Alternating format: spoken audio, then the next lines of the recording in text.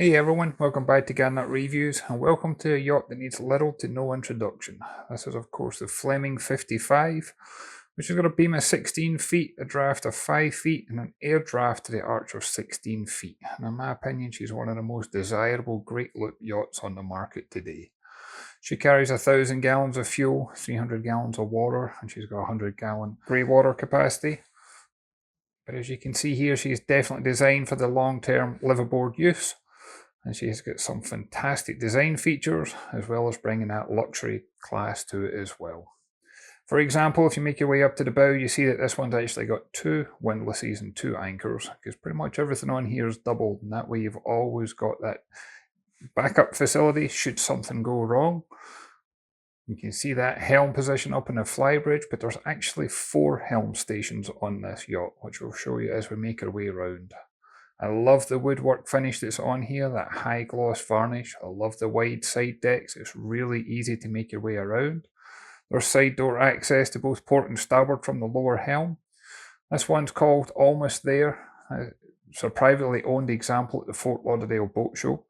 These yachts are semi-custom. If you were to order one today, you're looking at a price tag north of $2 million, but it really does depend on the specification. And as you make your way to the aft cockpit, you'll see that there's a ton of space back here, including one of the docking stations. You can use this for seating, you can use this for fishing. There's so much space out here, but I've even known people to put bladder tanks out here if you ever wanted to extend the range. And this has also got easy access down into the engine room. And in the engine room, you're going to find a pair of Cummins. These are 500 horse, they're QSC 8.3 diesel engines. But everything's so well laid out, so clearly labelled and easily accessible. You can see all the electrical equipment we've got down here. You get your generators. This one's got stabilisation included. You get easy access to your steering gear. You get your Cummins generator as soon as you walk in. And you'll see we've got one to starboard as well. So I say there's always that dependency in here. We've got a great amount of light in here as well. There's plenty of ventilation too. So if you ever need to do more than just your day-to-day checks, this is the engine room to do it in. But this is a privately owned yacht that made its way to the Fort Lauderdale Boat Show, and just look at how clean the engine is. These yachts are so well maintained, there's no signs of any leaks, be that fluid, oil, water. And then as I make my way forward, you can see how we get access to all the filters. And everything's clearly labelled, so you always know where to get access whenever you're troubleshooting anything or doing your service and maintenance. And you do have a ladder access up there to take you to the deck inside, but there's obviously easier access that it came through. These engines are also on really good engine mount that when the boat's running, you're not going to know it practically. And this one can cruise at 17 knots and have a top end close to 20 knots. But if you think the outside's impressive, wait till we step inside.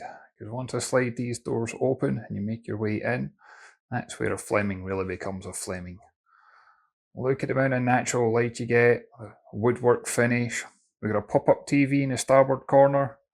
You get a really comfortable saloon. Doesn't matter if you're in the marina, if you're going to be cruising at anchor, this is a great place to relax with your family and friends. You can convert this into a double berth. And then moving forward, you've got like an open plan area between the saloon and galley.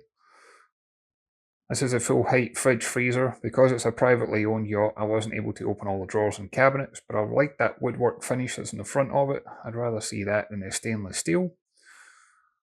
And then in the galley, as well as having the fridge freezer, you get plenty of storage, countertop space, you get double stainless steel sink, electric stove top, you get the grill down below, and then you get the microwave convection oven overhead. And if I go down the passageway, I'll show you the lower accommodation. As you can see as we walk down here, you do have full laundry facilities on board.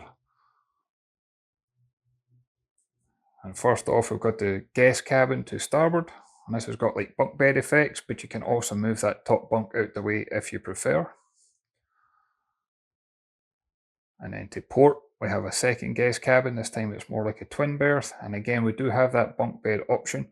And again, you can pull that out and you can move it, but I like that flexibility. and there's good storage space in there as well, because you want to make sure that your guests are comfortable, especially if they're spending a long time on board. Head compartment, you've got plenty of headroom. You get a separate toilet and shower, so that way you can easily use the shower in comfort. Good natural light and ventilation. And then you've got the owner's stateroom on the bow.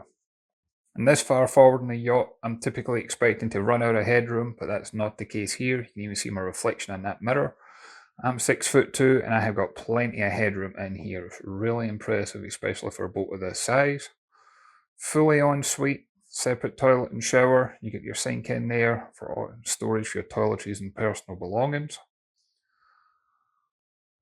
And as I make my way back, I like the carpet that's on here, but I like the fact it's easily removable too. You've got that wooden deck underneath, so you get the best of both worlds, but the carpet removable is easy to clean, or replace, or repair. Make your way up to the pilot house, and this is where you're just going to want to keep on chasing the horizon and never come home. Look at all the electronics, look at the command position you have from up here. Bow and stern thrusters, stabilization, fully air conditioned, easy access to the side deck, both port and starboard. It's the best of all the modern equipment you can get. There's cameras throughout, inside and out. You can even monitor the engines from up here via cameras. And up overhead, there's additional space if you wanted to put extra navigation equipment and communication equipment. And as you see, we've got a hatch overhead. You get extra ventilation coming in as well as natural light. You get your breaker panel for your AC and DC controls. And then there's a little seating area, which I like the fact that you can have your family and friends close by, but you can drop this down and make it a double berth, which is great if you need to ever have somebody on watch. And to get up to the Flybridge, it's just a few short steps up here, and I love how accessible it is, because you see how much comfort that's up here. If this is my yacht, this is where I do most of the cruising. So your friends and family can come up here with you. We've got a deck crane. There's not a tender on here, but you can see that racked in place for the tender. You get easy access to the lower cockpit, and then we have got an additional docking station up here. As I said, there's 4 in total. You got your lower helm, you got the Flybridge, you got the docking station here, and a docking station down in the aft cockpit. And this is capable of doing a great loop, so if height restrictions are something you're worried about, you can drop all the masts and things like that, and you've got a 16-foot clearance. You can easily seat 2 adults at the helm. You get state-of-the-art electronics here, because this is designed so you can cruise from up here and not just use it for close quarter manoeuvring.